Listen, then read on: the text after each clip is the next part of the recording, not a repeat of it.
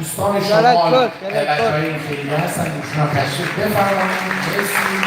ما سعی کردیم که برای یعنی در واقع یه جوری خواسته خودم بود و بعد که با بچه‌هام صحبت کردم بچه‌هام به این موضوع رضایت دادن. همه در واقع از خودشون یک چیز رو گذاشتن که به خیلی‌ها کمک بشه تا بچه‌ها که این جشن باشن که این کنسرت باشن